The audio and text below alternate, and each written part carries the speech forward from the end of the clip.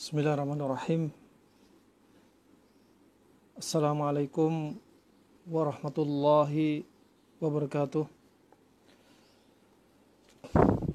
Innal hamdalillah nahmaduhu wa nasta'inuhu wa nastaghfiruh wa na'udzu billahi min shururi anfusina wa min sayyiati a'malina. May yahdihillahu fala mudilla lahu wa may yudlil fala hadiya lahu. Asyhadu an la ilaha illallah wahdahu la syarika lah wa asyhadu anna Muhammadan abduhu wa rasuluh, amma ba'd. Qala ta'ala ya ayyuhalladzina amanu taqullaha haqqa tuqatih wa la tamutunna illa wa antum muslimun. Wa qala ta'ala ya ayyuhan nasu ittaqu rabbakumul ladzi khalaqakum min nafsin wahidah wa khalaqa minha zawjaha wa batha minhuma rijalan katsiran wa nisaa'a wattaqullaha alladzi tasaaluna bihi wal arham innallaha kana 'alaikum raqiba. Wa qala ta'ala ya ayyuhalladzina amanu taqullaha wa qulu qawlan sadida yuslih lakum a'malakum wa yaghfir lakum dhunubakum wa may yuti'illaha wa rasulahu faqad faza fawzan 'azima. Fa inna astaqal hadithi kitabullah wa khairal hadi hadi Muhammadin sallallahu alaihi wasallam wa syarrul umuri muhdatsatuha wa kullu muhdatsatin bid'ah wa kullu bid'atin dhalalah wa kullu dhalalatin finnar. Rahimani wa rahimakumullah wa rahimakumullah jami'an.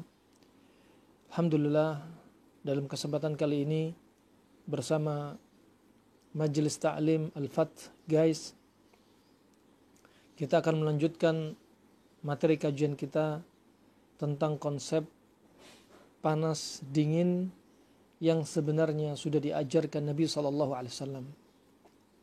Konsep yang berpasang-pasangan. Dalam pertemuan kali ini insyaallah, sebagaimana disampaikan admin terkait dengan materi pertanyaan yang begitu banyak, maka insyaallah kita akan memaksimalkan sesi tanya jawab.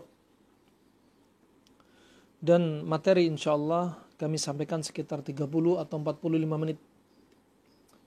Baik materi dari murojaah, materi sebelumnya, atau tambahan dari sedikit materi.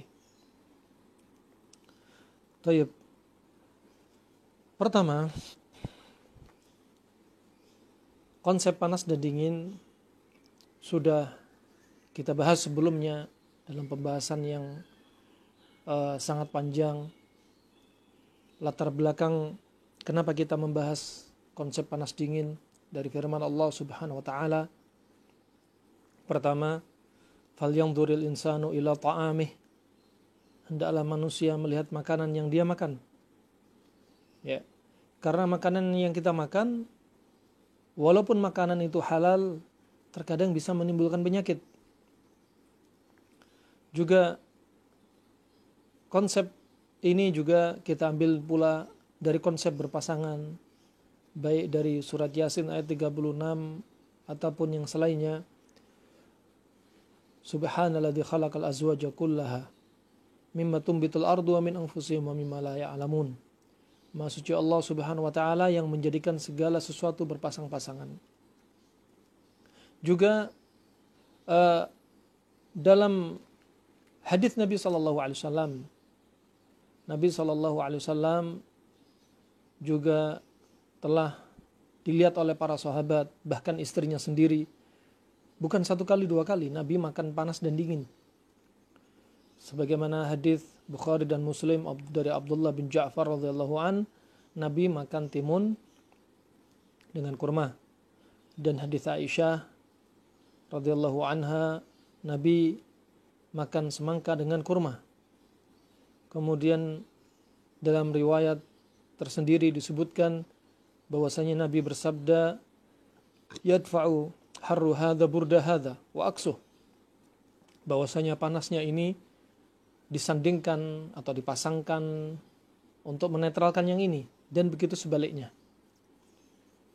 Nah, kemudian dari sini konsep yang sudah kita pelajari, bagaimana mengaplikasikannya. Seandainya kita jadikan menu kita pagi, siang, malam, ya, mau timun sama kurma ataupun semangka dengan kurma, tentunya akan bosan. Ya, nggak ada datang dalil khusus Nabi SAW makan semangka dan kurma hanya di pagi hari saja, atau sehari makan 3 kali terus menerus. Ini butuh dalil. Nah, kadang orang salah memahami, masa seumur hidup kita hanya makan kurma dengan semangka saja? Nah, nggak begitu juga. Artinya kita melengkapi dengan teori-teori yang lainnya, bahwasanya seperti kurma dan semangka itu adalah mengisyaratkan panas dan dingin.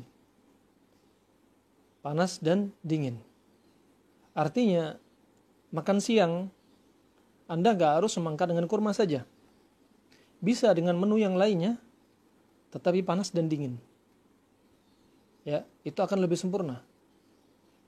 Akan tetapi, kalau ada orang makan panas dengan panas, atau panas dingin, atau panasnya banyak, dinginnya juga banyak, variasi bukan berarti haram atau makruh, sah-sah saja. Maksudnya di sini adalah akan didapati kesempurnaan kalau seseorang hanya mengkombinasi dengan 2 warna saja. Akan didapati dengannya kesempurnaan. Barakallahu fiik. Nah, begitu pula malam hari juga demikian. Akan lebih sempurna. Akan tetapi kalau misalkan seseorang panas dingin hanya di pagi hari, siangnya panas-panas atau dingin-dingin, atau panas semuanya nggak ada, panas semua nggak ada dinginnya sama sekali, sah-sah saja. Kemudian malamnya panas dingin, sah-sah saja. Mau sehari makan 3 kali panas dingin, sah-sah saja. Nah, adapun dalil khusus bahwasanya makan harus sehari 3 kali, nggak ada dalil. Ya, kalau nggak disebutkan dalil, kita nggak berani menisbatkan itu dari Nabi SAW. Kemudian rahimani wa rahimakumullah jami'an. Hal ini kalau kita mau praktekkan apa yang sudah kami sampaikan dari konsep panas dan dingin, banyak sekali di antara saudara kita yang merasakan hasilnya. Ya, banyak sekali. Yang sebelumnya kami nggak menduga sampai di situ manfaatnya, tapi ya subhanallah, dengan izin Allah ternyata konsep panas dingin lebih dari yang kami harapkan. Sebagaimana telah disebutkan oleh Ibnu Muflih yang menjadikan bab khusus dalam kitab dia Adabul Mufrad, dalam kitab dia Al-Adab Asy-Syar'iyyah, disebutkan faslun fil ilaji wa hifdhis sihhati bidafi kulli syai'in bididdih, yaitu bab dalam perkara pengobatan kuratif dan menjaga kesehatan preventif dengan menjadikan segala sesuatu berpasang-pasangan. Berpasang-pasangan bisa dilihat dari sisi makanan yang dia makan. Dan yang kedua bisa dilihat dari sisi ketika mengobati penyakit. Dengan makanan yang berpasang-pasangan, panas dan dingin, akan menyebabkan Anda dalam keadaan tubuh Anda seimbang. Mekanisme pertahanan tubuh juga normal. Tetapi kalau terjadi ekstrim, misalkan terlalu banyak kandungan makanan yang sifatnya panas, maka akan menimbulkan penyakit yang mengarah pada sindrom panas. Di antaranya seperti darah tinggi, ya, kolesterol dari sisi materi, unsur dan zat, dan bisa terjadi ujung-ujungnya kanker. Sebaliknya kalau ekstrim kiri, terlalu dingin, banyak terlalu sifat dingin, akhirnya justru terjadi penyakit sindrom dingin seperti rematik, migren, vertigo, isialgia, asma, bronkitis, impoten, dan lain sebagainya. Dan makanan panas dingin ini subhanallah adalah makanan yang kita konsumsi agar kita nggak ekstrem kanan, nggak ekstrem kiri, tubuh dalam keadaan seimbang. Ketika seimbang, maka sistem endokrin dalam tubuh Anda yang dikendalikan oleh kelenjar pituitari sebagai master of gland, rajanya kelenjar, akan menjadi normal. Di situ nanti ada hormon yang dikeluarkan oleh kelenjar ini, dia untuk menyeimbangkan. Termasuk hormon progesteron, estrogen pada kaum wanita, FSH, LH pada kaum wanita. Ketika hormon ini kacau, katakan contoh pada kaum wanita, FSH meningkat, follicle stimulating hormone ini meningkat. Apa yang terjadi? Sel-sel ovum akan mati. Nah, biasanya terjadi pada siapa? Ima terjadi pada orang-orang yang gemuk atau terlalu kurus. Sebaliknya. Karena terjadi kekacauan hormon. Banyak terjadi kasus mandul pada mereka. Setelah diperiksa hormonnya, ternyata hormon mereka kacau. Berarti untuk promil bagi Anda, laki atau wanita yang punya masalah, sebenarnya tidak perlu minum hormon. Cukup Anda memperbaiki pola makan Anda. Cukup Anda memperbaiki pola makan Anda. Karena sebenarnya pola makan Anda itu adalah obat. Sebagaimana dikatakan Hippocrates, jadikan makanan Anda sebagai obat. Kalau tidak, obat akan menjadi menu wajib Anda. Kata Ibnu Qayyim rahimahullah,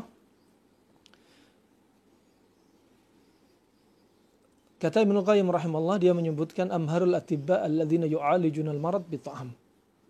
Dokter yang paling mahir adalah dokter yang mengobati pasiennya, kliennya dengan makanan. Ya. Masya Allah, nikmat. Makannya enak. Ya. Kombinasinya Masya Allah bagus. Sebagai obat lagi. Nah, barakallahu fik. Dan kalau ini sudah terobati, penyakit-penyakit yang lainnya, walaupun bukan penyakit mandul, yang ada, yang dia derita, misalnya pada seorang pasien, ikut terobati. Misalkan dia sedang melakukan promil, yang ada pada masalah dia gangguan hormon. Kemudian dia mengambil usaha dengan memperbaiki pola makan. Subhanallah, sebelumnya dia padahal punya sakit mah. Mahnya ikut sembuh. Kemudian dia juga punya migrain. Migrainnya juga sembuh dengan izin Allah Subhanahu wa taala. Jadi bukan satu penyakit yang teratasi, bahkan penyakit-penyakit yang lainnya ikut terobati dengan izin Allah Subhanahu wa taala. Kenapa? Karena kembalinya ingin menstabilkan sistem tubuh, ya, kekebalan tubuh, juga mekanisme pertahanan tubuh, juga sistem hormonal, endokrin. Masya Allah. Ya, dengan istilah sambil menyelam, minum susu. Ya, dia nyelam sambil ngobatin. Ya, ternyata ngobatin satu penyakit, penyakit yang lainnya ikut terobatin. Masya Allah. Tidak perlu, misalkan dia ada hipertensi, ada sakit mah, ada rematik, ya, kemudian ada anemia. Akhirnya masing-masing dikasih obat sesuai dengan kasusnya. Hipertensi dikasih obat hipertensi, anemia dikasih anemia, ya. Kemudian sakit mahnya dikasih. Jadi pulang-pulang, ya, dari pengobat yang dia berobat pada seseorang, pengobat pulang sudah membawa kantong plastik isinya obat. Gara-gara apa? Gara-gara Anda tidak menjadikan makanan Anda sebagai obat. Ya, jadikan makanan Anda sebagai obat. Kalau Anda nggak menjadikan makanan sebagai obat, obat akan menjadi menu makanan Anda. Subhanallah. Ya, jadi penyebabnya hormon kacau, penyebabnya mandul. Kenapa? Ini seorang wanita yang tadinya dia sebelum menjadi titel seorang istri, wanita yang sebelumnya dia gadis, tapi kebiasaan makan dia yang buruk. Ketika nikah, hormon sudah kacau. Barakallahu fikum. Dan ini bukan teori baru. Ya, ini disebutkan oleh Al-Hafidh Ibnu Hajar dalam kitab yaitu Fathul Bari Bisahih al-Bukhari, Bisyarhi Sahih al-Bukhari.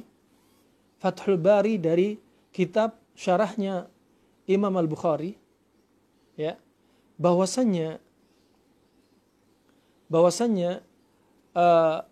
beliau menyebutkan dari pembahasan Imam Bukhari terkait dengan hadis bab khairu al-iktihal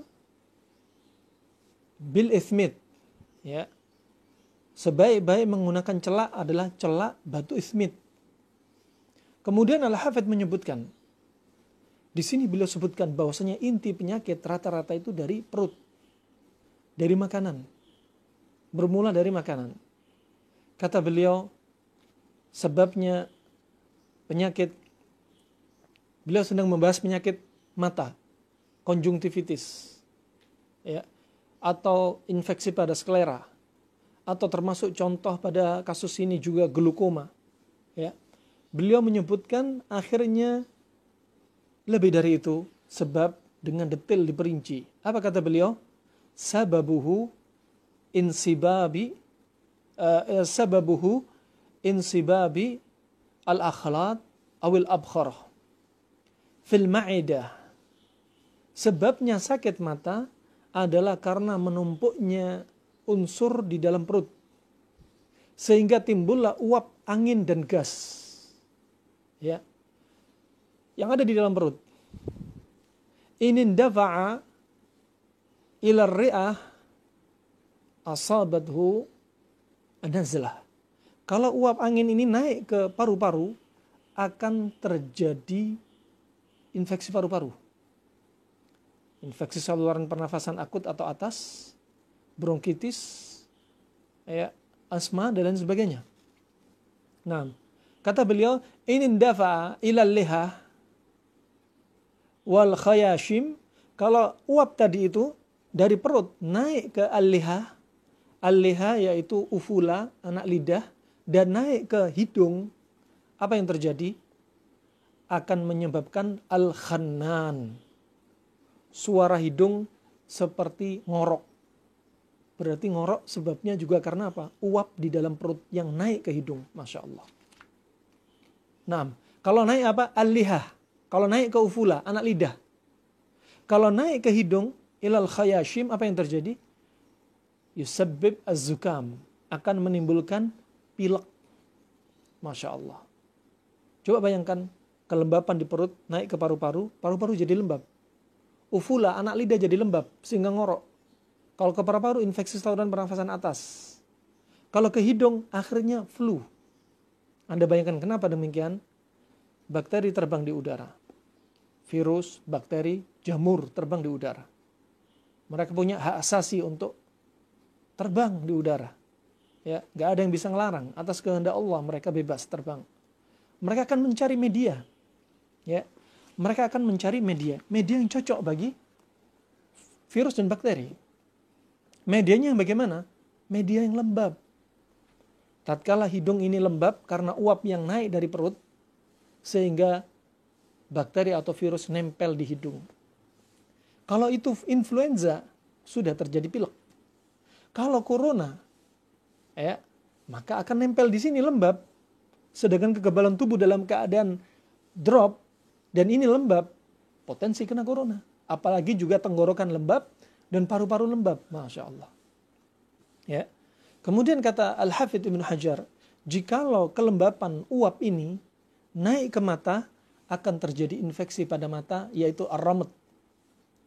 Pada lapisan, ya, lapisan putih di mata. Juga bisa terjadi kasus infeksi sklera dan konjungtiva. Juga bisa terjadi glaukoma. Subhanallah. Nah, tekanan pada bola mata. Kata beliau juga, kalau uap ini, karena campuran yang menumpuk di dalam perut, menumpuk, juga akan, jika naik ke otak, dan tidak bisa keluar, akan menyebabkan pusing pada kepala, sakit kepala. Masya Allah. Ya, ucapan Al-Hafidh Ibn Hajar, ini sesuai dengan apa? Tajrubah, percobaan. Dan bukanlah hal yang baru. Dan sebenarnya ada isyarat dari Nabi SAW.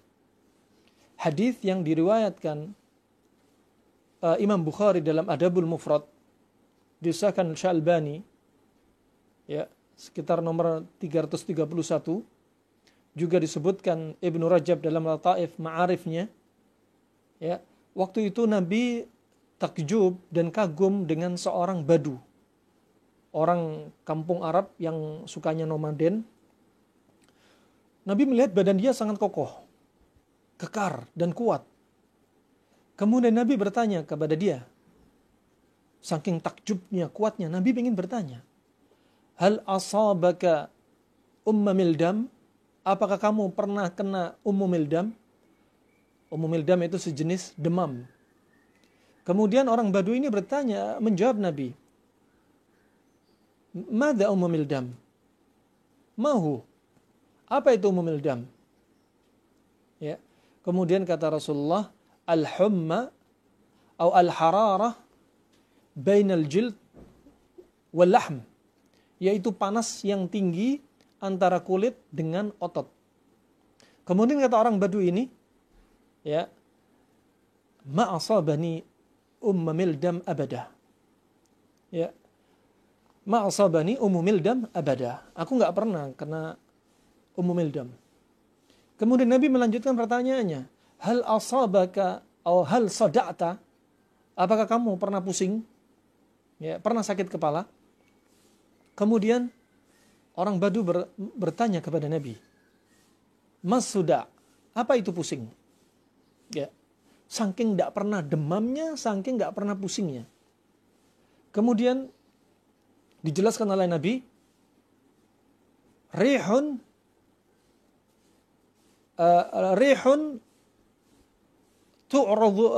yu'radu fir ra's. Rihun yu'radu fir ra's tadribu al-a'sab. Kata Nabi SAW, pusing itu adalah angin yang ada di kepala, yang numpuk di kepala, berputar-putar di kepala, yang akhirnya dia menimbulkan yaitu serangan pada saraf. Coba.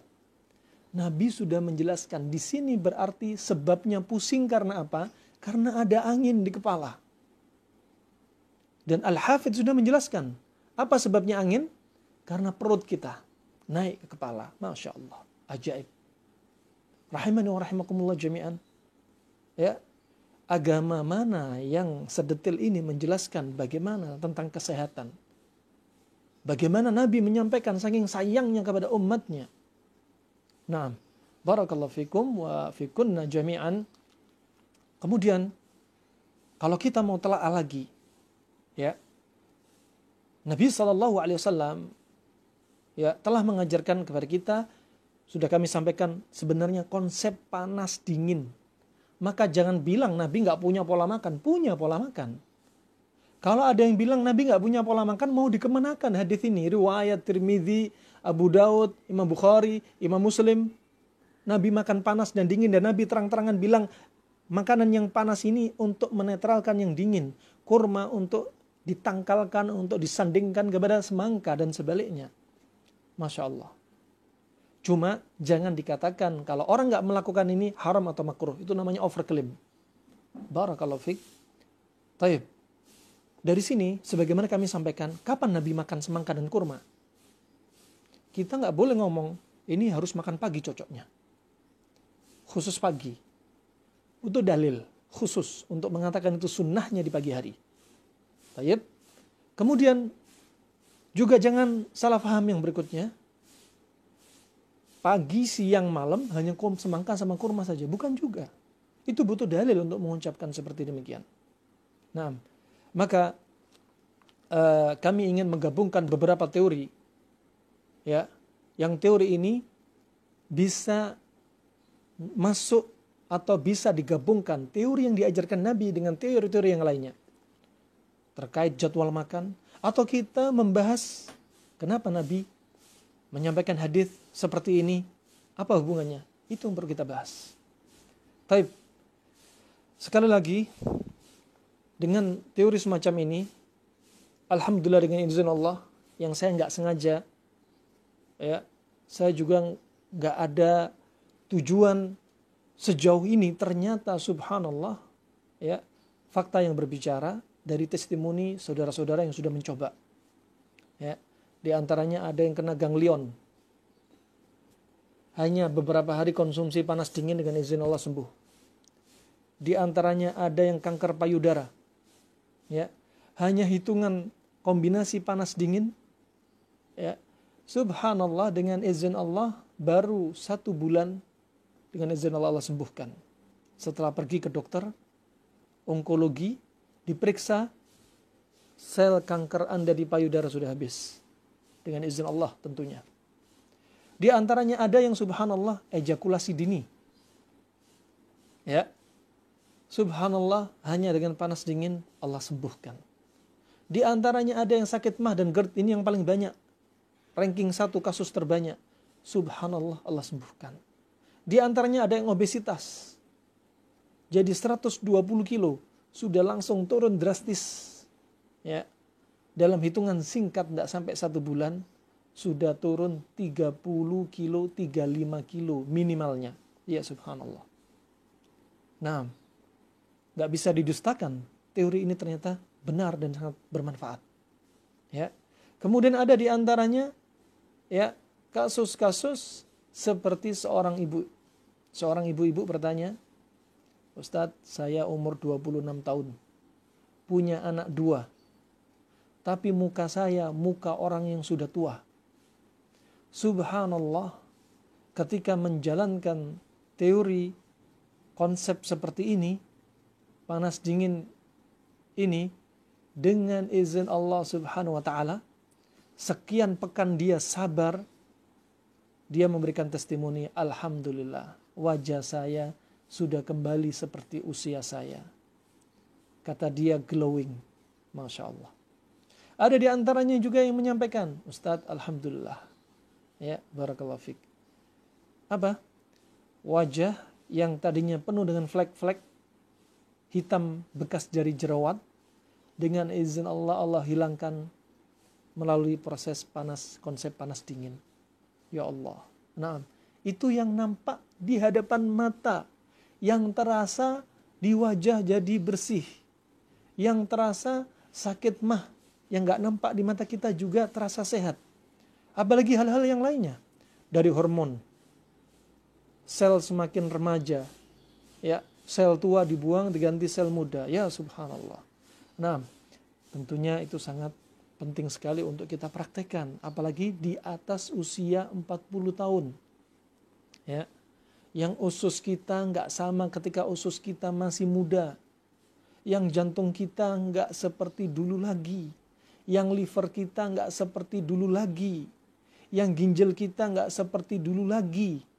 Yang enzim di mulut kita nggak seperti dulu lagi. Yang lambung kita nggak seperti dulu lagi. Oleh karena itu, sadar diri. Umur 40 tahun, jangan sembarangan sayangi organ Anda dengan memilih pola makan. Dengan memilih makanan. Ya, barakallahu fiik. Ya. Jadi itu sangat penting sekali. Ya. Adapun jam-jam sudah kita bahas. Jam di pagi hari, makannya apa? Yang paling cocok cari prinsipnya jam, ya. Prinsip yang pertama, makan di pagi hari pertama kali ketika bangun tidur, juga minuman yang manis. Mau minum madu sama air. Kalau bisa air dingin, jangan air anget. Air anget, air panas, jeruk nipis, gak makruh, gak haram, sah, silahkan. Tetapi kalau ingin melihat kehidupan Nabi pagi hari pilih air nabit. Kenapa? Manis. Dan air nabit itu dingin. Tubuh yang sebelumnya kita tidur, kadang melakukan sebagian metabolisme. Kadang ketika tidur berkeringat. Oleh karena itu, butuh air dingin untuk mendinginkan. Nah, dan kurma adalah menu yang terbaik ketika perut kosong. Ya, sudah kami sampaikan, Nabi bersabda, "Ni'mas sahuril mu'min at-tamr." Sebaik-baik sahurnya seorang mukmin, senikmat-nikmat sahurnya seorang mukmin adalah kurma. Nabi nggak bilang sahurnya pakai rendang, sahurnya pakai kambing, sahurnya pakai tepung, sahurnya pakai. Nabi bilangnya apa? Senikmat-nikmat sahurnya seorang mukmin adalah kurma. Gimana tidak? Sangat bagus sekali. Kurma. Buah yang paling manis. Organ yang paling cocok pertama kali ketika perut kosong bagi liver dan limpa adalah yang manis-manis. Dan buah yang paling manis adalah kurma. Nah, barakallahu fiik. Adalah kurma. Kemudian buka puasa ketika perut kosong 12 jam, 14 jam perut kosong. Bukanya kurma Nabi yang paling manis. Buah yang paling manis. Ya. Tapi jangan bilang sunnahnya berbuka dan sahur yang manis-manis. Bukan. Ya. Ini hikmahnya buka dengan kurma, yang kurma itu manis, itu maksudnya. Bukan sunnahnya yang manis-manis, jangan salah paham. Tetap kurma. Nah, barakallahu fiik. Kemudian bayi baru lahir, sering kita ulang, juga diajarkan dengan tahnik dengan kurma. Seorang bayi, ya, seorang orok, ini walaupun 2 hari nggak minum air susu ibu, dia tetap bertahan. Masih ada sisa tenaga yang dari tubuh dia. Ya, makanya yang terbaik ketika masuk ke perutnya bayi, mulutnya bayi, bukanlah susu. Karena tanpa susu pun 2 hari dia masih oke, segar, tidak sakit. Tapi yang paling baik adalah kurma. Makanya Nabi mentahnik dengan kurma. Kata Imam Ahmad, kalau nggak dapat kurma, cari tebu. Yang tebu itu manis. Ya. Yang pertama, kalau nggak ada kurma, cari madu. Madu itu manis. Ya. Kalau nggak dapat madu, cari tebu. Kata Imam Ahmad. Al-Hafidh Ibn Hajar menyebutkan, bagaimana caranya mentahnik? Ya, mentahnik tidak harus dilakukan orang alim, Pak Yai, seorang ustadz. Tidak. Anda siapapun bisa mentahnik. Orang tuanya, bapaknya. Ya, tapi jaga kebersihan mulut. Jaga tangan, cuci dulu tangannya. Ya, mulut dibersihin. Apalagi bapaknya naudzubillah bekas ngerokok, jangan. Ya. Hati-hati. Ya, tinggalkan rokok. Orang yang mengatakan rokok itu ada manfaatnya adalah orang yang sombong. Karena dia menolak kebenaran. Satu pun gak ada kebaikan dalam rokok. 0,1% pun gak ada kebaikan pada rokok. Barakallahu fiik. Kenapa kita mengambil sesuatu yang gak ada kebaikan? Taib, kita bahas di lain kesempatan. Nanti akan kita bahas tentang bahayanya rokok menurut ya ahli pengobat. Barakallahu fiik. Yang jelas jangan menolak dulu untuk mengatakan rokok itu nggak baik. Seseorang yang berdada lebar, yang menerima al-haq, mudah sekali mendengarkan nasihat. Rokok itu hukumnya nggak lepas dari 2. Makruh atau haram, itu saja. Makruh itu dibenci, haram dilarang. Ya, nggak ada hukumnya rokok boleh, hukumnya rokok sunnah, ya, hukumnya rokok mustahab, nggak ada. Cuma 2, makruh, dibenci dan haram. Ya, nah, barakallahu fiik. Rahimani wa rahimakumullah jami'an. Ya, seorang bapak bersihkan mulutnya, tangannya. Ya, kemudian mamah kurma. Setelah itu, setelah lembut, dimasukkan ke mulut bayi, ke langit-langit digosokkan, ke gusi-gusi ke lidah. Tujuannya yang pertama apa? Biar si orok ini, si baby ini, ya, the bayi ini siap untuk mengisap puting susu ibu sehingga terlatih. Ya. Manfaat yang kedua adalah yang masuk pertama kali ke perutnya si orok adalah yang manis-manis. Yang masuk ke dalam perutnya si orok adalah yang manis-manis. Dan yang manis ini, ya, kurma termasuk buah yang paling manis, itu ada yang paling baik untuk liver dan limpa dia. Masya Allah. Sampai Syekh Ibn Utsaimin rahimahullah, seorang ulama besar di Mamlakah Saudiyah, ya, yang dia meninggal tahun 2000, dia sampai menyebutkan kalau seandainya ada bayi baru lahir terlanjur minum air susu ibu, gak ada lagi sunnahnya untuk mentahnik. Karena hikmah dari tahnik sudah hilang. Kalau sudah terlanjur minum air susu ibu. Masya Allah. Nah, ini kurma. Kemudian hadis Sa'ad bin Abi Waqqas yang diriwayatkan oleh Imam Bukhari dan Muslim, ya, Nabi SAW bersabda, "Man istabaha, ya, man istabaha bisab'i tamaratin ajwa lam yadhurruhu fi dhalikal yawm as-sihr was-sum ila lail." Ya, lafaz lainnya man tasabbaha. Kata Nabi SAW, barang siapa yang sarapan pagi dengan 7 butir kurma ajwa, tidak akan membahayakan diri dia pada hari itu, sihir dan racun sampai di malam hari.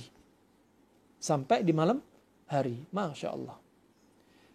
Sarapan, ya, disebutkan Al-Hafidh Ibn Hajar, dohirnya, beliau sebagaimana sebutkan dalam syarah hadis ini, dalam Fathul Bari, ya, dalam Fathul Bari yang beliau sebutkan, ya, dalam Fathul Bari, yaitu jilid ke-10 ya, terkait dengan hadis riwayat Imam Bukhari nomor 5768. Beliau sebutkan bahwasanya kurma ajwa dikonsumsi ala riq, ketika perut kosong. Berarti apa?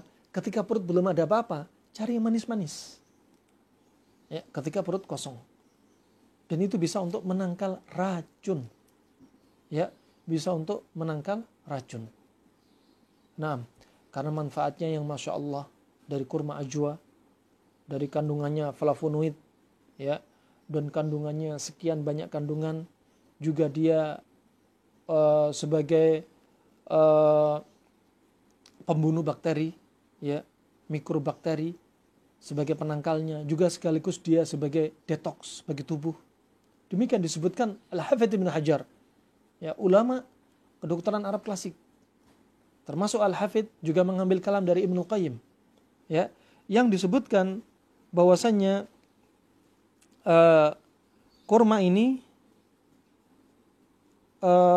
yaitu kurma ajwa sebagai tiryak, yaitu untuk membersihkan racun. Bahkan dokter di zaman sekarang, Dr. Abdul Karim, ya, Dr. Abdul Karim, beliau termasuk bagian biokemikal yang beliau ini meneliti kurma ajwa. Beliau lulusan Universitas di Cambridge. Beliau meneliti kurma ajwa ini bisa untuk menangkal racun. Di antaranya ada orang yang sudah kena gigit ular berbisa, kena sengat kalajengking, kemudian diberikan kurma ajwa sekitar 9 sampai 11 butir, ya, lebih dari 7. Kata beliau, subhanallah, dalam hitungan 4 sampai 5 jam racun langsung menurun, jumlahnya menjadi turun sampai 83%. Ya. Kemudian juga yang lainnya, ya, Dr. Arwa dari Yaman, dan dokter-dokter perempuan yang satunya dari Musili, dia menyebutkan sampai ada pasien yang sudah keracunan gasolin, ya, sampai paru-parunya sudah rusak, diterapi dengan kurma ajwa, racun dari gasolin yang sudah di paru-paru jadi hilang dan sembuh dengan izin Allah Subhanahu wa taala. Ya, cocok dengan di pagi hari. Memang pagi hari jadwal mencuci racun. Jadwal mencuci racun bagi tubuh.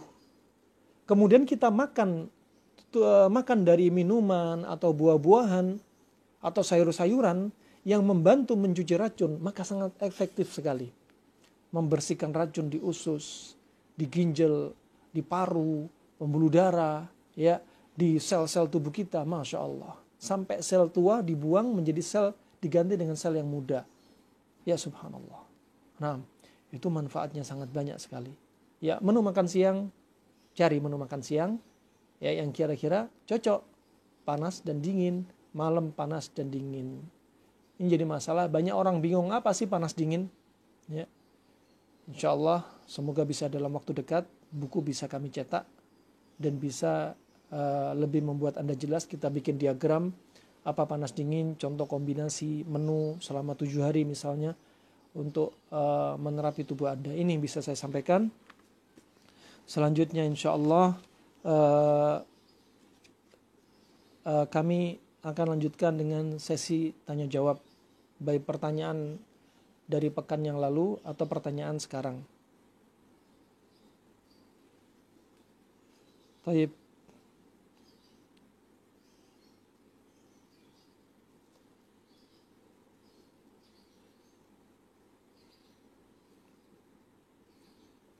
Pertanyaannya yang pertama, dari pertanyaan yang lalu, sebagai wujud amanah dari jamaah yang hadir di kajian online ini, bagaimana menerapkan menu makan panas dingin pagi, siang, malam bagi ibu yang baru melahirkan yang ingin menurunkan BB dan juga sedang menyusui. Kenapa BB pada ibu hamil, berat badan pada ibu hamil biasanya lebih daripada dia dalam kondisi nggak hamil? Karena terkait tidak lepas dari kinerja hormon, ya. Tidak lepas dari kinerja hormon, ya. Orang macam-macam, beda-beda. Ibu hamil reaksinya lain-lain. Ada ibu hamil, Masya Allah, dari awal hamil sampai akhir hamil melahirkan flu terus, kacau hormonnya. Ada yang subhanallah kami dapati, ya, tatkala di Arab, ibu-ibu ketika hamil lumpuh separuh, seolah-olah dia kena stroke. Setelah melahirkan tanpa diterapi apa-apa, subhanallah sembuh begitu saja. Ada di antaranya ibu hamil yang mengalami preeklamsi, ya.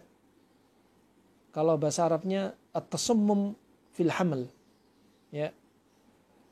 Ini sangat cocok sekali dengan kurma ajwa. Preeklamsi bisa diterapi dengan kurma ajwa.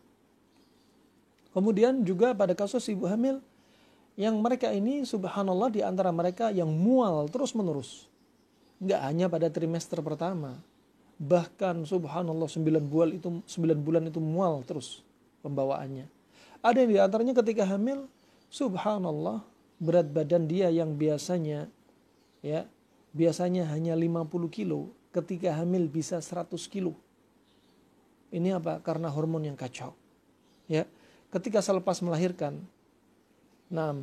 maka untuk menormalkannya diantaranya selain pertama hormon itu turun dengan sendirinya setelah melahirkan, yang kedua bisa dibantu dengan untuk dipercepat turunnya atau kacaunya hormon ini dengan pola makan.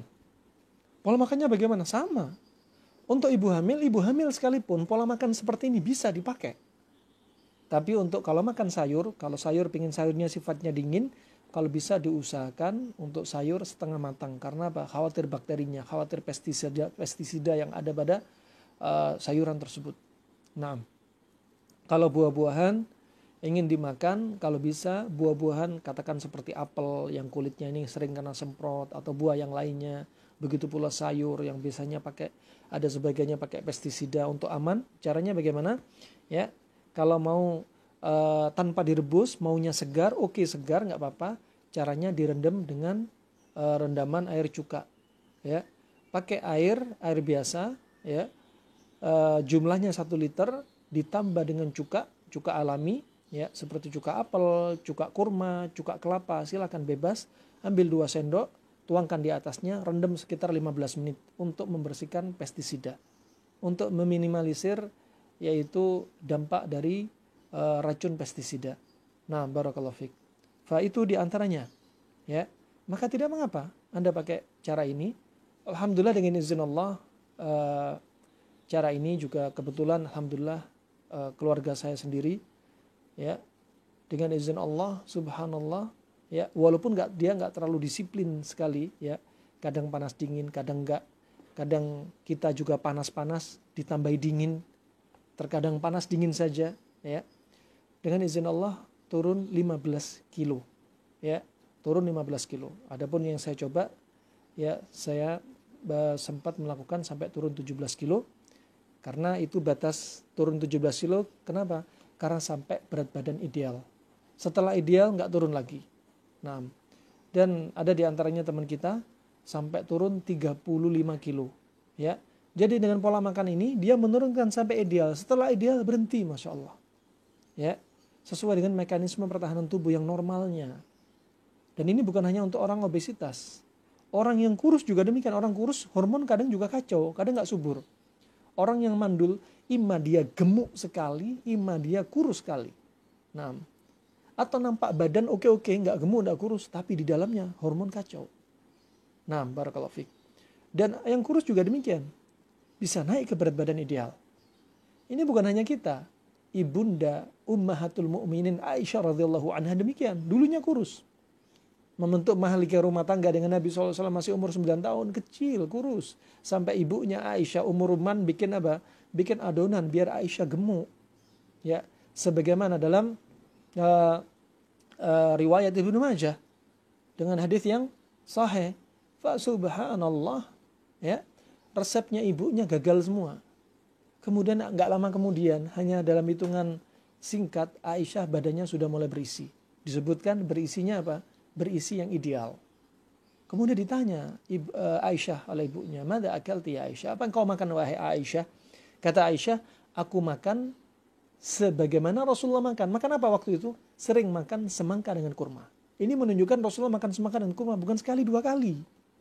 Ya, tapi sering. Barakallahu fiik. Dan Aisyah badannya berisi. Nah, pertanyaan yang berikutnya, Afan Ustadz, apakah herbal yang tepat untuk penyakit keputihan? Ya. Taib, sebenarnya ini gangguan pada diri Anda. Ya. Gangguan keseimbangan pada tubuh Anda.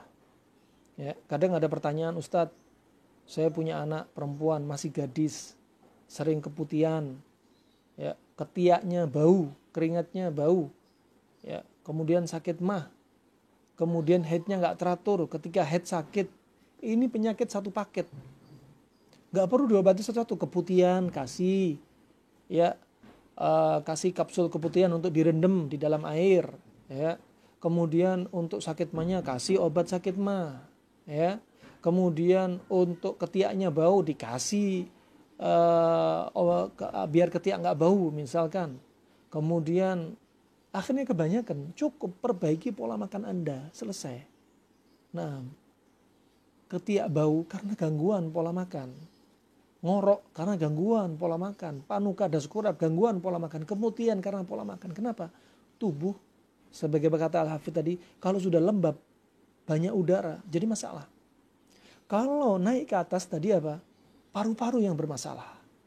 Ya, paru-paru yang bermasalah. Ya. Kalau naik paru-paru, sering infeksi paru-paru. Naik ke anak lidah, terjadi apa? Terjadi seperti ngorok. Kalau ke hidung, terjadi flu.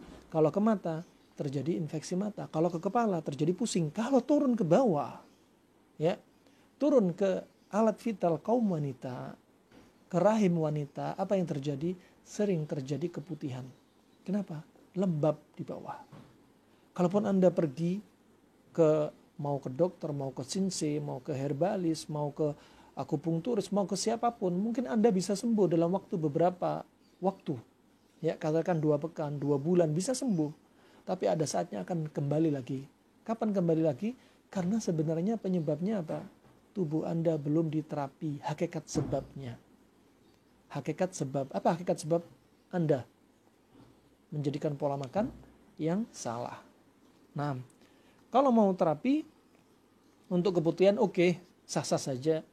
Misalkan dengan Anda merebus daun sirih 7-10 lembar dengan air katakan 1 liter, kemudian dituang di ember, ya, kemudian dicampur dengan air biasa, ya. Setelah itu Anda bisa campur garam. Anda bisa campur garam, ya. Bisa campur sekitar 2 sendok 3 sendok garam ke dalam ember. Kemudian permisi akramakumullah, ibu-ibu yang mengeluarkan keputihan, ya, berendam. Tentunya tanpa menggunakan apa-apa, permisi, ya, berendam di ember tersebut sekitar 15 menit. Sirih sebagai apa? Antiseptik, bunuh bakteri, ya, membersihkan keputihan, ya, cairannya berlebihan, juga kelembapan yang ada di alat vital. Dan garam fungsinya untuk mengikat cairan dan kotoran tersebut. Barakallahu fiik. Nah, kalau ada luka tentunya jangan dikasih garam karena khawatir perih dan lain sebagainya. Cukup daun sirih. Barakallahu fiik. Kemudian jangan lupa pola makan. Yang paling penting pola makan. Selain itu dilakukan juga pola makan. Untuk keluhan atau gangguan terkait dengan saraf, sebaiknya makan makanan apa yang jenisnya, ya, yang cocok. Makanan bisa dicontohkan makanan apa yang sangat baik untuk mengoptimalkan fungsi saraf, ya. Di antaranya dengan makanan yang memberikan nutrisi pada saraf. Kurma ajwa juga bagus. Kemudian habatus sauda itu juga nutrisi untuk saraf. Kemudian juga propolis atau air liur lebah juga bagus untuk saraf. Nah, untuk saraf, nutrisi untuk saraf. Wallahu a'lam bishawab. Kemudian Afan, apakah ada cara menunda menopause? Anda pakai pola makan tetap. Ya, pola makan ini Masya Allah sangat bermanfaat sekali. Ya, kenapa? Menghambat proses penuaan. Ada sebagian orang menopause cepat. Kenapa? Gangguan pola makan. Ya, spare part organ di tubuh dia sudah cepat usang. Ya, jantungnya jadi cepat tua. Biasa ngopi di malam hari, saatnya jantung istirahat, ngopi. Kita katakan istirahatnya parsial, bukan istirahat total. Kalau jantung istirahat total sudah innalillahi wa inna ilaihi raji'un. Ya, istirahat parsial. Tapi kalau dia minum kopi akhirnya dipaksa. Jantung lelah. Ada saatnya dia terjadi apa? Pembengkakan pada jantung, penuaan pada jantung. Ya. Kemudian terkait menopause sama. Termasuk hormon kacau, ya. Termasuk terjadi proses penuaan begitu cepat. Nah, barakallahu fiik. Kemudian Assalamualaikum Waalaikumsalam warahmatullahi wabarakatuh. Saya ingin bertanya bagaimana cara mengetahui bahwa makanan yang kita makan dingin atau panas. Sudah kita sebutkan konsepnya berulang-ulang. Ya, insya Allah nanti nunggu buku saja insya Allah. Nah, karena pembahasan berulang-ulang, bisa Anda cek di YouTube di kajian panjang insya Allah. Bagaimana sembuhkan autoimun karena kalau kambuh suka gatal-gatal. Nah, Anda konsumsi hijau-hijauan sangat membantu menaikkan imun. Karena diantaranya sayur-sayur mengandung klorofil, bantu meningkatkan imun. Ya, membantu meningkatkan imun. Baik herbal dari darat ataupun herbal dari laut. Ya, herbal dari laut seperti spirulina, ganggang laut dan juga sea cucumber atau timun laut, gamat. Ya, yang terbaik adalah gamat emas. Ya, itu juga untuk menaikkan imun. Biasanya kalau terjadi pada kulit yang jadi masalah yang ngedrop biasanya adalah imunoglobulin E. Ya, di antaranya untuk membantu meningkatkan imun adalah dengan makanan-makanan yang kita sebutkan tadi. Dan hindari makan makanan instan, SS. Ya, sebagian menyebutkan es ini dalam waktu singkat, ya, bisa menurunkan imun. Ya, kemudian juga makanan minuman instan. Kemudian juga jangan banyak gula dan karbo. Ya, barakallahu fiik. Kemudian saya punya penyakit kista ovarium termasuk panas atau dingin. Kista cenderung panas. Bagaimana konsep mengobati panas dinginnya? Sama, pola makan ini sudah cukup panas dingin. Alhamdulillah dengan izin Allah bisa sembuh. Bagaimana cara menggabungkan makan kurma dan semangka? Dimakan aja bersamaan. Mau makan bersamaan, kurma, semangka bersamaan, atau kurma dulu, semangka berapa detik atau berapa menit kemudian, gak mengapa. Asal jangan sekarang kurma, 1 jam kemudian semangka. Bukan seperti itu. Kemudian berikutnya saya mau tanya penyakit sensorik stroke secara alami obatnya apa? Secara alami ya banyak di antara pengobatannya dengan melancarkan peredaran darah, ya. Dengan kalau stroke-nya masih akut, apalagi hitungan baru berapa jam, baru berapa hari, sangat efektif sekali dengan dilakukan bekam dan fasdu. Ya. Tapi kalau sudah kronik 6 bulan ke atas, bekam dan fasdu tidak terlalu banyak manfaat, justru lebih bermanfaat dengan menggunakan herbal. Kenapa? Karena tenaga dia, ya kalau kata orang Cina, Ci-nya dia sudah masuk ke dalam, sudah jauh dari permukaan. Sehingga kita minum herbal untuk mengangkat tenaga. Barakallahu fiik. Untuk mengangkat tenaga. Nah, banyak cara untuk mengobati stroke. Di antaranya ada orang yang berendam di air laut, ya. Kemudian juga dengan cara melancarkan peredaran darah. Nah, seperti membebaskan peredaran darah yang mengecil atau tersumbat dengan gerakan-gerakan khusus, ya. Nah, tentunya itu langsung ditangani dengan terapis-terapisnya. Bagaimana treatment makanan dan minuman bagi penderita darah tinggi? Nah, pertama panas dingin. Panas dingin penting, kemudian ditambahi herbal yang sifatnya dingin karena darah tinggi termasuk panas. Nah, kemudian contoh kombinasi panas dingin bagi penderita alergi dingin dan setiap dingin hidung mampet batuk-batuk. Sudah kita sampaikan, itu pendapatnya Al-Hafidz Ibnu Hajar. Sebabnya pilek, sering flu kenapa? Karena perut. Berarti yang diobati apa? Perutnya. bukan hidungnya, perutnya. Hidung hanya simptom, ya, hanya simptom saja hidung. Tapi sebabnya adalah perut, hakikat sebab. Maka yang diterapi adalah perutnya, bukan hanya ketika flu, ya, kemudian hanya dikasih obat untuk menghentikan flu-nya, dikasih antihistamin dan lain sebagainya. Itu namanya mengobati simptom, bukan mengobati sebab. Mengobati sebab adalah obati perutnya, benarkan pola makannya. Barakallahu fiik. Kemudian mau tanya, kalau air nabit, kismis kok airnya asam, ya, apakah bagus diminum air asam di pagi hari? Yang paling bagus adalah kurma, ya, nabit dari kurma, nabit dari kurma itu yang paling bagus. Nah, kalau kismis atau zabib memang dia dasarnya masam, ya, dia dasarnya masam.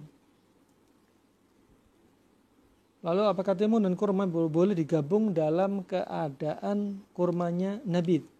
Atau air nabit itu airnya saja yang diminum? Airnya saja yang diminum. Ya, adapun pada buahnya sudah nggak ada saripatinya. Sudah terjadi proses difusi osmosis, ya. Nah, dari kepekatan yang tinggi pindah ke air. Tapi kalau penyakit autoimun pola makannya gimana? Sudah kami sebutkan tadi. Nah, ada buku-buku yang bisa dibaca enggak? Insya Allah kita masih dalam proses. Insya Allah didoakan. Barakallahu fiik. Baik. Untuk katup jantung, terapi panas dinginnya apakah ada panduannya? Terapi jantung, ya, untuk kasus katup, ya. Kalau pengalaman saya biasanya saya pakai herbal yang untuk memperbaiki sel, ya. Herbal apa itu? Japri saja, karena terkait dengan merek, ya, maka cukup di Japri saja insya Allah.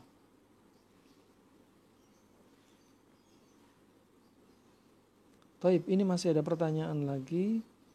Masya Allah dari admin, pertanyaan sangat banyak. Pertanyaan bismillah, saya mau bertanya apakah kita ketika sedang berkendaraan bermotor dan saat itu kita menguap karena mengantuk dalam keadaan bermasker, apakah tetap harus menutup mulut sedangkan kita sedang menggunakan masker? Wallahu a'lam bishawab. Ya, terkait dengan masker apakah masih menutup mulut? Syahidnya, ya, orang yang menguap menyebabkan setan itu tertawa. Ya. Ini tentunya bikin apa? Bikin setan senang.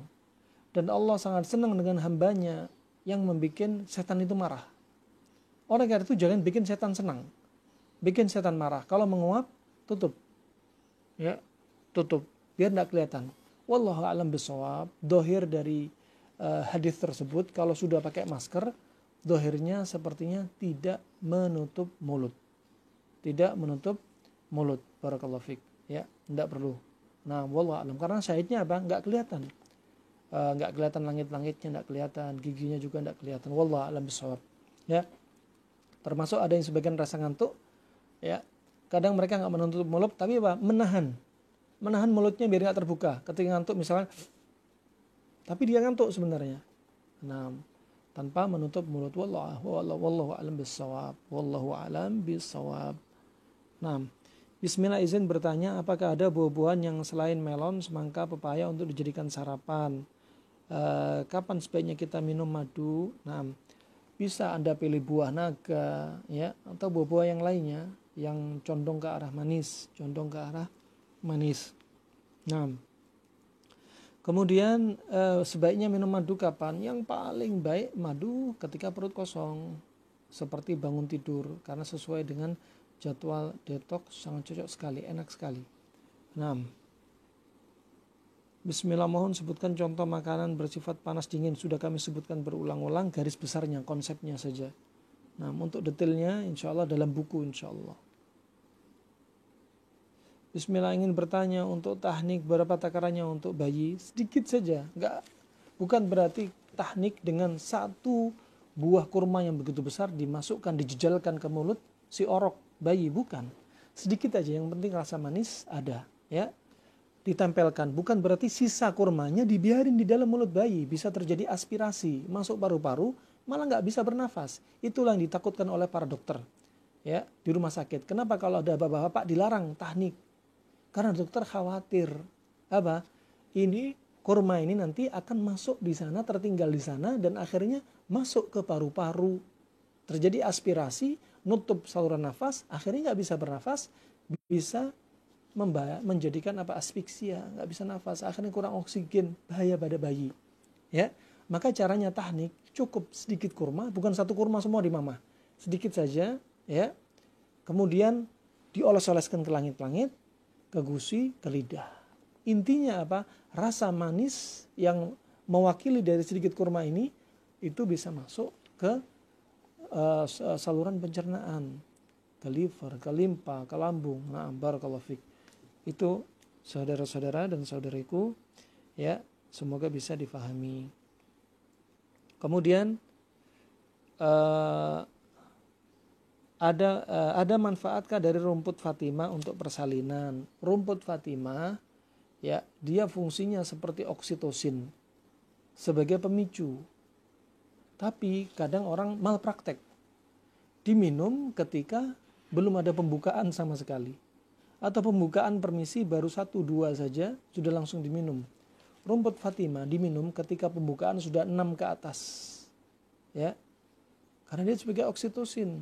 Akhirnya kalau seperti oksitosin, kalau dia masih pembukaan 1-2 sudah dikasih, akhirnya dia mengejan, ya, ada dorongan yang kuat, padahal belum siap untuk lahir, akhirnya justru apa? Malpraktek.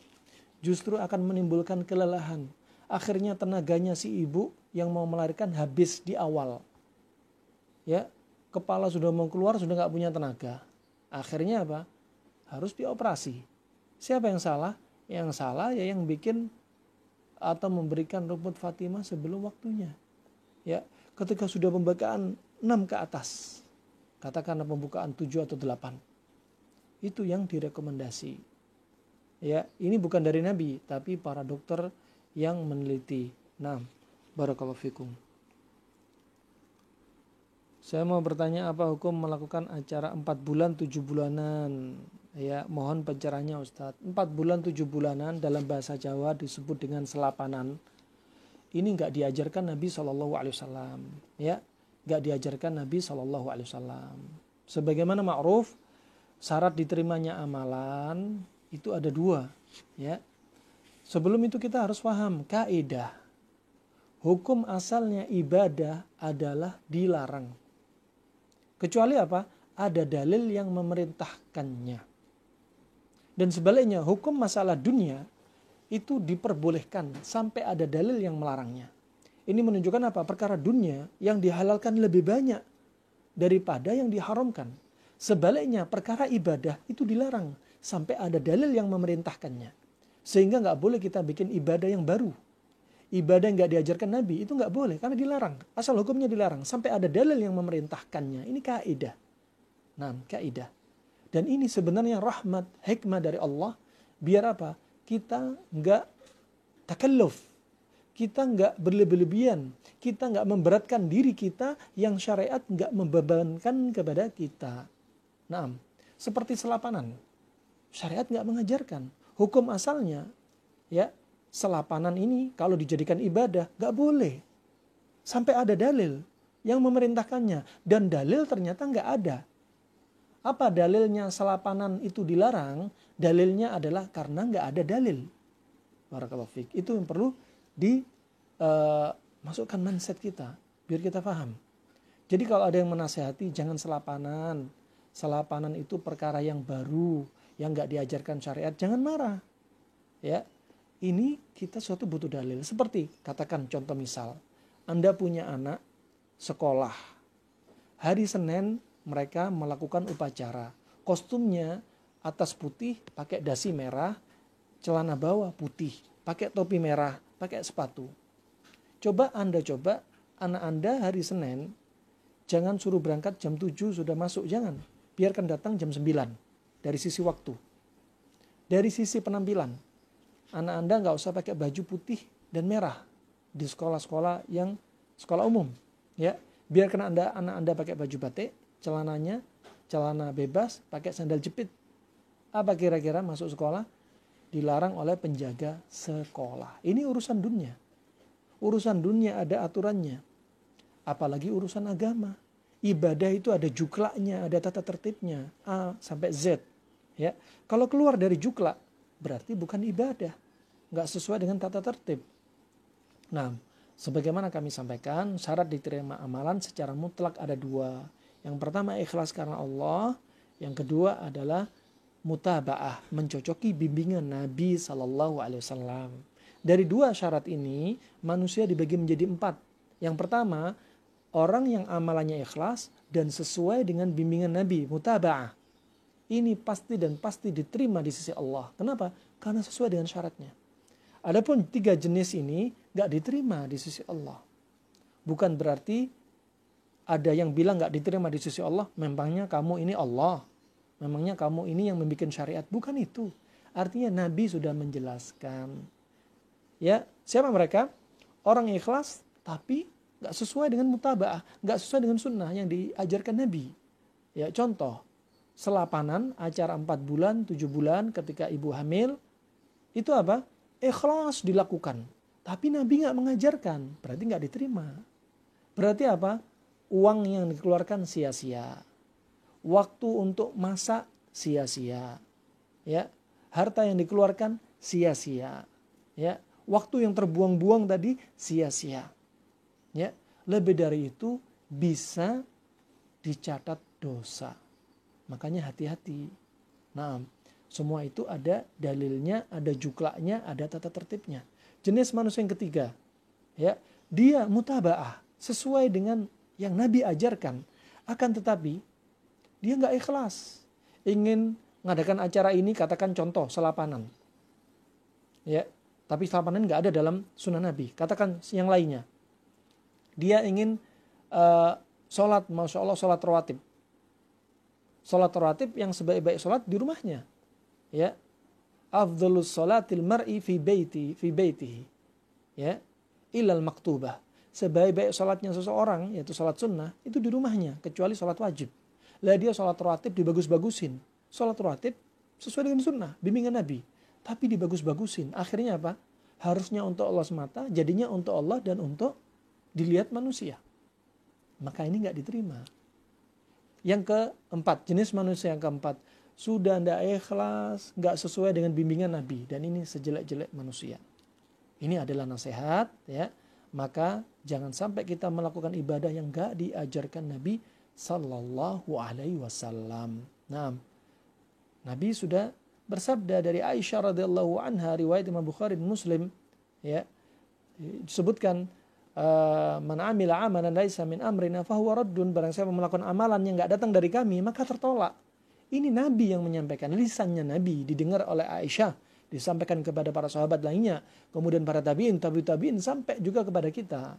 Nah, begitu pula dalam riwayat yang lainnya, man ahdatsa fi amrina hadza fahuwa raddun, ma laisa minhu fahuwa raddun. Barang siapa yang bikin perkara baru yang tidak datang dari kami, maka dia tertolak, ya. Adapun kalau seperti HP, ya, mobil, AC, kipas angin, itu bukan perkara baru yang dilarang, perkara yang diperbolehkan. Maksudnya perkara baru yang dilarang adalah perkara agama, ya. Adapun kalau bilang dikit-dikit ini perkara baru, kalau gitu kalau kemana-mana nggak usah naik mobil, pakai onta aja. Kalau kemana-mana nggak usah pakai AC, kipas angin. Jangan, kan nggak ada di zaman Nabi AC dan kipas angin. Bukan seperti itu, ya. Jangan disalahpahami. Nah, makanya Nabi ketika ditanya masalah dunia, apa jawaban Nabi? Antum a'lam bi umuri dunyakum. Untuk masalah dunia, kalian lebih paham. Mau AC, mau pesawat, mau mobil, kipas angin, HP, kalian lebih paham, istilahnya seperti itu. Adapun masalah agama harus kembali kepada Allah dan Rasulnya Sallallahu Alaihi Wasallam. Nah, tayyib, semoga bisa difahami, ya. Coba bayangkan kalau ini dana keluar, waktu habis banyak, ngundang orang, ya, dan lain sebagainya, tetapi nggak diterima di sisi Allah, kan kesian, mubadzir. Nah, bukan hanya nggak diterima, naudzubillah, kalau dicatat dosa, ya. Nah, kemudian yang berikutnya, bagaimana cara membuat air nabi ya. Apakah dibiarkan terbuka dan dibiarkan terkena embun di luar, ya, dan jam berapa baiknya? Nabit, katakan Anda bikin 3 atau 5 kurma, masukkan dalam gelas. Gelas katakan sekitar setengah liter sampai 750 mililiter, ya. Biarkan dari misalkan dari malam, mau maghrib, mau isya, silahkan sampai pagi harinya. Pagi Anda minum, ya. Pagi Anda minum, yang baik ditutup, karena sunnahnya itu bejana ditutup, jangan dibuka. Karena ada fuwaisik, ima ada tikus, ima ada kecoa, ima ada ular, ima ada cicak. Akhirnya melemparkan penyakit, ya. Juga Nabi SAW juga bersabda, dalam 1 tahun ada 1 malam yang wabah itu turun pada siapa? Bajana nggak ditutup, bisa jadi air itu kena wabah, akhirnya kita kena sakit. Makanya ditutup, ya. Mau panci, mau gelas, mau sumur, ditutup. Termasuk sunnah. Kemudian apakah diembun-embunkan? Kalau diembunkan lebih baik, top, ya. Dulu ketika di Madinah, sebelum khamr, minuman yang memabukkan diharamkan pada waktu itu, mereka membiasakan minuman khamr ditaruh di depan rumah untuk diembunkan biar rasanya lebih lezat. Dan apa manfaat dari nabit? Selain kurma ini bersatu dengan air, nanti endapan-endapan yang berat juga akan tersisa di bawah, terpisah. Itu diantara hikmahnya, ya. Makanya khamr itu turun diharamkan pelan-pelan, 3 kali tahapan, sampai akhirnya turun pada tahapan pertama disebutkan bahayanya, sampai turun pada tahapan diharamkan, ya. Ini menunjukkan bahwasanya orang Arab di masa lalu sudah paham kalau ditaruh diembunkan lebih banyak manfaatnya, dan bejananya di masa lalu dari kulit hewan. Jadi ada proses, ya, semacam difusi osmosis, ada pori-pori ini yang masya Allah embun itu masuk, dan itu sangat sempurna sekali, ya, sangat sempurna sekali. Wallahu a'lam bishawab. Berapa jam bebas, yang jelas malam, ya. Mau 5 jam, mau 6 jam silahkan, ya. Dan nabit ini jika bejananya seperti gelas mungkin masih lama, ya, prosesnya untuk terjadi alkoholisasi untuk menjadi khamr, ya. Tapi kalau bejana, saya bukan ngajari untuk Anda melakukan, tapi mengajarkan ternyata minuman khamr yang diharamkan di masa lalu sangat mudah dibikin. Caranya bagaimana? Air dimasukkan kurma, bejananya bukan dari gelas. Bejananya dari apa? Dari labu kuning. Sebagiannya menggunakan labu kuning. Karena kalau bejananya dari labu, proses alkoholisasi, khamrisasinya sangat cepat. Juga kadang mereka membuat dari dubak. Jadi pohon kurma dipotong, dikerok tengahnya, kemudian nabit dimasukkan, ditutup. Ini sangat cepat sekali terjadi alkoholisasi atau khamrisasi. Sehingga mereka yang sudah candu dengan khamr mudah sekali dengan membuat cara seperti ini. Oleh karena itu Anda hati-hati, ya. Kalau nabit dibiarkan lebih dari 3 hari, ingat, hati-hati, bisa jadi khamr. Makanya air nabit jangan diminum lama-lama, dibiarkan lama-lama, semalaman doang langsung diminum, ya, hanya semalam. Kalau pakai bejana dari labu, ya, dari labu, hitungannya bukan 2 hari 3 hari, 1 hari langsung jadi khamr, langsung memabukkan, hanya 1 hari saja, karena bejana beda-beda reaksinya. Baik, barakallahu fiik. Makanya hati-hati. Masya Allah, pertanyaannya sangat banyak. Assalamualaikum warahmatullahi wabarakatuh. Saya Topan dari Magelang. Ustadz, izin bertanya, solusi untuk anak 4 tahun yang mengeluarkan darah saat BAB-nya agak keras bagaimana ya? Hati-hati Bapak Ibu-ibu. Bapak Ibu-ibu juga punya tanggung jawab terhadap makanan, ya. Jika anak-anak terlalu banyak makan makanan nggak seimbang, ya, sayuran kurang, terlalu banyak protein, ya, akhirnya sering terjadi konstipasi, BAB-nya susah, kadang mereka nangis. Maka Anda sangat berperan. Kasih sayuran. Ajarkan anak kita suka sayuran sejak dini. Ajarkan. Jangan sampai anak gak suka sayuran. Labu gak suka, bayam gak suka. Jangan. Latih. Ya, latte. Ketika jari kecil mungkin zaman sekarang oke lah mereka pakai blender untuk memblender sayur. Tapi paling bagus ya sayuran jangan di blender. Kenapa? Antara sayuran dengan besi aluminium pada blender menimbulkan reaksi. Ya, maka nggak baik. Nah, nggak baik. Barakallahu fik. Jadi apa? Pertama, imbangi protein hewani dengan sayuran. Ya. Protein hewani bikin konstipasi, sayuran melunakkan. Ini termasuk teori berpasangan. Ya. Makanya kenapa sakit isialgia, nyeri pinggang, Nabi memilih ekor kambing. Karena nyeri pinggang ini sifatnya kejang. Ekor kambing daging yang lunak, melunakkan yang kejang, yang tegang. Kemudian nyeri pinggang ini sifatnya dingin. Ya. Dan dikasih ekor kambing sifatnya panas. Adapun dokter di zaman sekarang, dokter modern menyebutkan teori lain. Karena nyeri pinggang ini menekan saraf. Menjepit otot ini terjadi penjepitan pada saraf. Ingat, isialgia bukan HNP, lain kasus. Kemudian Nabi memilih ekor kambing. Kenapa? Karena pada ekor kambing, lemak pada ekor kambing terkandung padanya prostaglandin. Yang fungsi dari prostaglandin adalah sebagai antiinflamasi sekaligus anti nyeri. Ya, ngurangi radang, anti radang sekaligus anti nyeri. Masya Allah. Ya, hikmah yang begitu agung. Nah, barakallahu fik. Makanya kasih pasangannya. Kalau ada daging yang akan bikin konstipasi, cari yang bikin lunak. Ya, cari yang bikin lunak. Kata Ibnu Qayyim, gak boleh menggabung makanan yang keras dengan keras. Ya, artinya apa? Yang membikin imsak atau al-qabd ma'a al-qabd. Yang bikin makanan itu keras dengan keras, jangan. Atau sebaliknya makanan yang membikin perut itu lunak dengan lunak, jangan. Akhirnya apa? Timbul diare. Sebaliknya kalau keras dengan keras timbul konstipasi.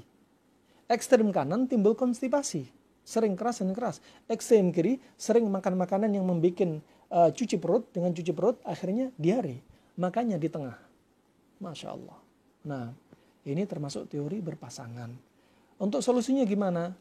Kasih banyak minum susu. Kalau bisa susu yang segar. Ya, susu sapi masih segar, jangan powder, jangan bubukan. Masih segar. Kenapa? Karena dia mengandung laktulus dan lain sebagainya untuk melunakkan.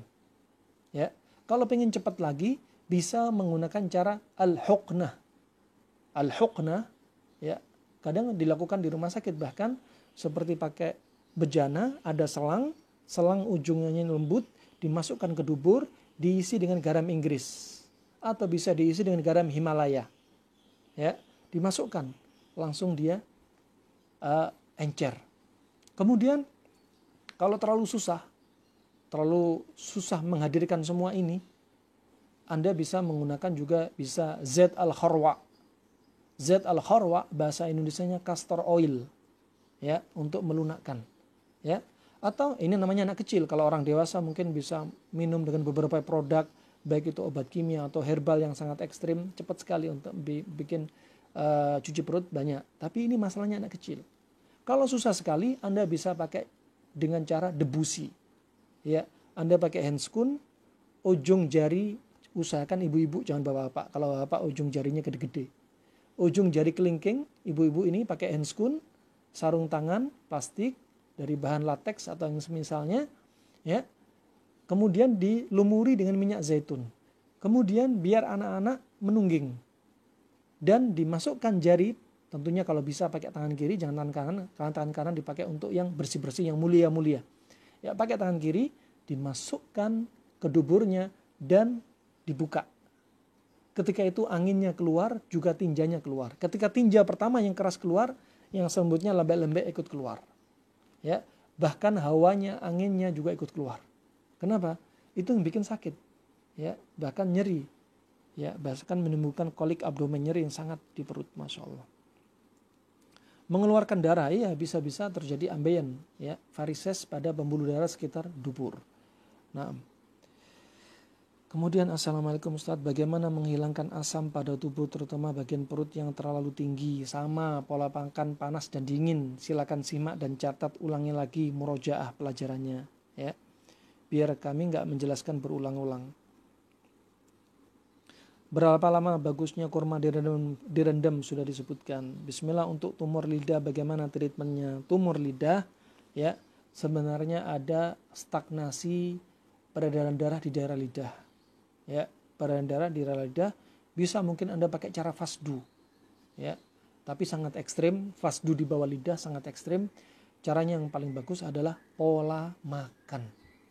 Ya, pola makan. Ini masih syukur masih tumor lidah. Sebagainya ada tumor yang berubah menjadi kanker. Ya, ada tumor yang bisa berubah menjadi kanker. Ya. Nah, caranya bagaimana? Pertama, prinsip kita, kenapa sih terjadi tumor? Jadi tubuh ada semacam meridian, jalur peredaran saraf dan pembuluh darah. Ini satu paket, lurus, satu jalur. Manusia ini seperti kabel. Ya. Sampai orang PLN mungkin gak akan bisa memahami kabel yang ada di manusia, menunjukkan kekuasaan Allah. Kalau korslet seperti apa, gak paham mereka. Ya, sangat detail sekali. Ya, seperti jalur. Dan jalur yang masalah stagnasi tersumbat di situ adalah di lidah. Kalau yang tersumbatnya di payudara, yang kena ya kena tumor atau kanker payudara. Kalau di rahim tersumbatnya yang terjadi di rahim. Ya. Makanya mengangkat tumor, mengangkat kanker itu bukan solusi utama. Karena ini seperti kabel. Kalau tersumbat di sini dan saraf ini sebenarnya terjadi penegangan, tegang sekali. Tersumbat karena tegang di sini. Kemudian karena tersumbat dia nggak jalan ke atas, nggak lancar. Sehingga darah akan menumpuk di sini. Ketika darah menumpuk di sini, sel-sel akan dapat nutrisi berlebihan.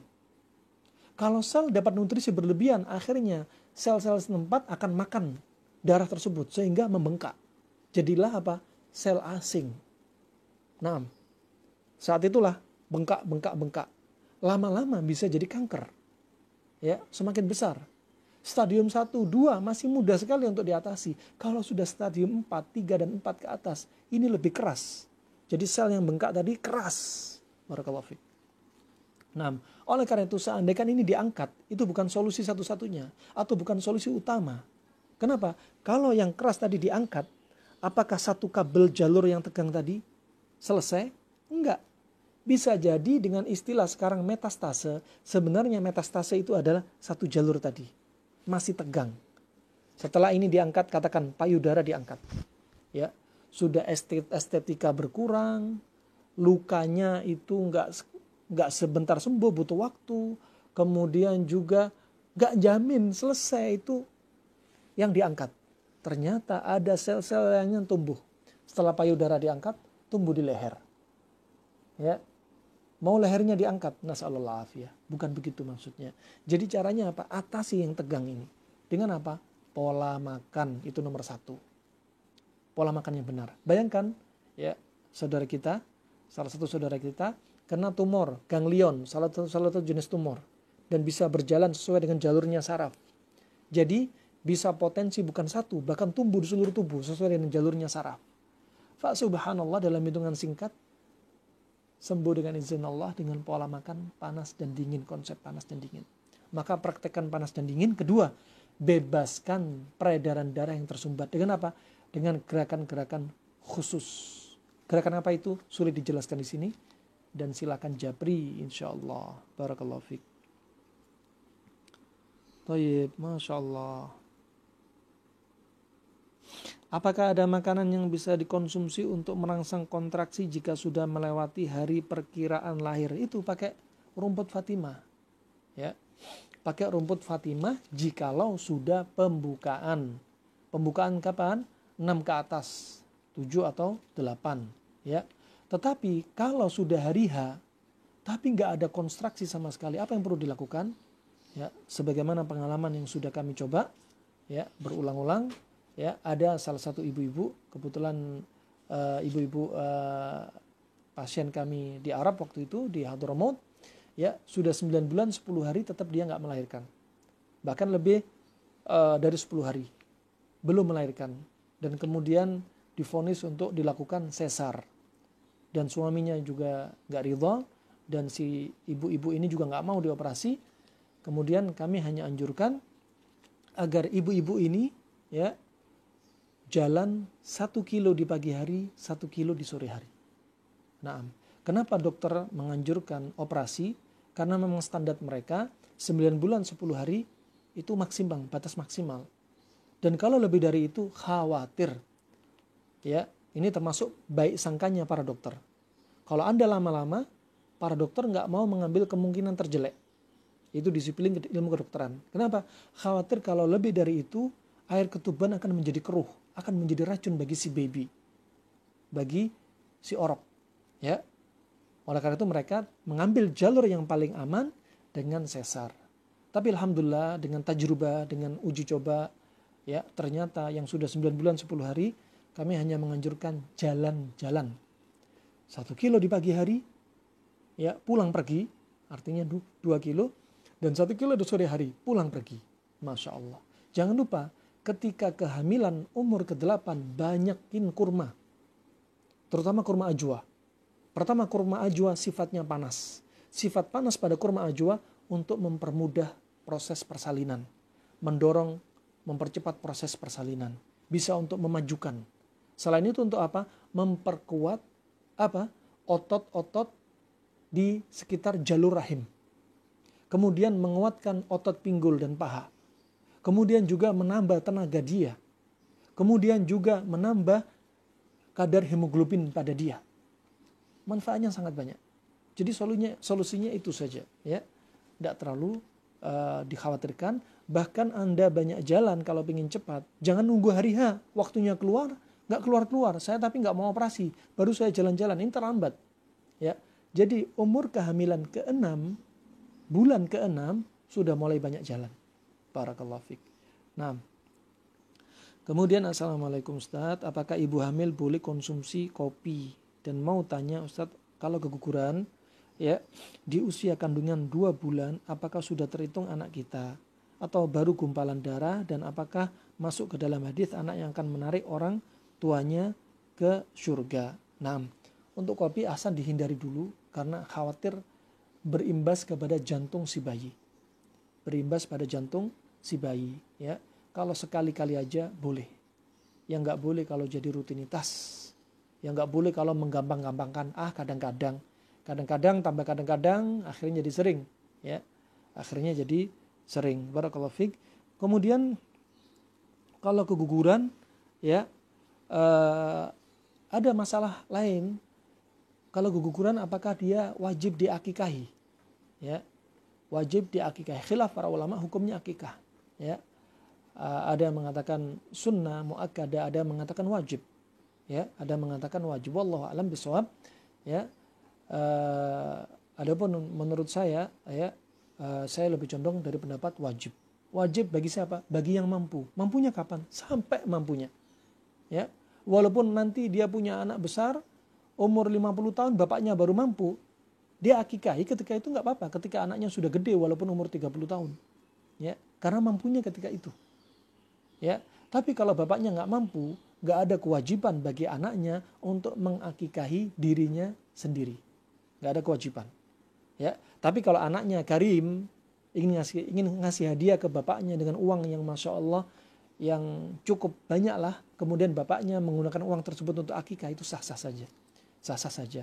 Kemudian kalau bayi belum lahir, apalagi ruh belum dimasukkan, ya, bayi meninggal atau di kandungan, apalagi ruh belum masuk, ya nggak ada kewajiban bagi dia untuk akikah, nggak ada kewajiban bagi dia untuk mengakikahi. Dan